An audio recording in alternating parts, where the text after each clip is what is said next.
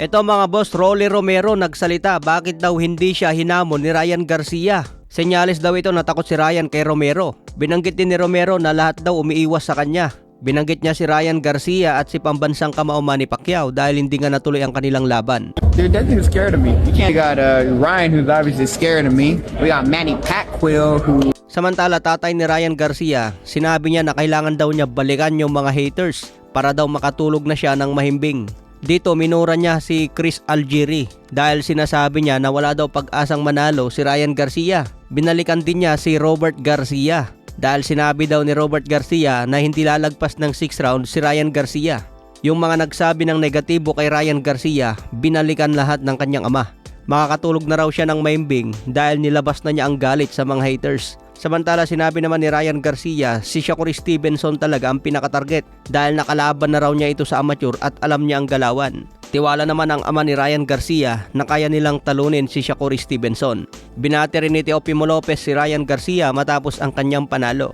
Mapapansin din natin mga boss, suot na ni Ryan Garcia ang kwentas na binigay ng WBC. Nagkakahalaga po ito ng $40,000 o 2.3 million pesos. Si Ryan Garcia ang kauna-una ang nagsuot niyan. Samantala, Oscar De La Hoya sobrang tuwa dahil naging world champion na si Ryan Garcia. Matatandaan na sinabi ni Ryan matapos ang laban kay Barrios, maging free agent na. Kaya abangan natin kung ano ang update kay Oscar De La Hoya at Ryan. Kung iiwan na ba ng tuluyan ni Ryan si Golden Boy. Tuwang-tuwa pa naman si De La Hoya mga boss. Sa ibang banda naman, kumakalat na naman ang isang video kung saan may sakit daw si Mario Barrios bago ang lumaban. Makikita nga po dito sa video mga boss, paubo-ubo si Mario Barrios matapos ang kanyang weigh-in. Kaya sinasabi nila na tinago lang daw ang sakit ni Mario Barrios bago lumaban kay Ryan para lang matuloy. Pero wala naman pahayag ang kampo ni Mario Barrios na may sakit sila bago lumaban. Kumakalat lang talaga ang video na ito dahil nakunan si Mario Barrios na umuubo. Syempre lahat naman ng tao mga boss umuubo. Baka nangati lang yung lalamunan ni Barrios kaya umubo. Tanggap naman ni Mario Barrios ang kanyang pagkatalo at wala siyang dinahilan.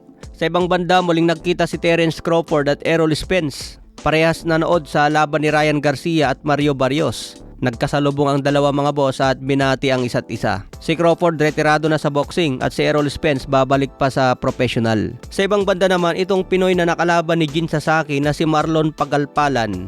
Ito ang sinuntok ni Jin Sasaki na one punch lang at na-knockout na. Nagbigay nga po ng payag si Marlon Pagalpalan kung ano ang nangyari sa kanilang laban. Pakinggan nyo ito mga boss. Sasabi ko lang, para tayong dinaya. Hindi mo ako nahilo sa suntok eh. Bigla na ginawa, si Rivero di mo nagbilang. Ayan mga boss, kaya pa naman daw niya lumaban. Hindi pa siya nagrogi. Pero tinigil daw agad ng referee. Kaya sinisi ni Marlon yung referee mga boss dahil tinigil agad ang laban. So anong masasabi nyo dito mga boss?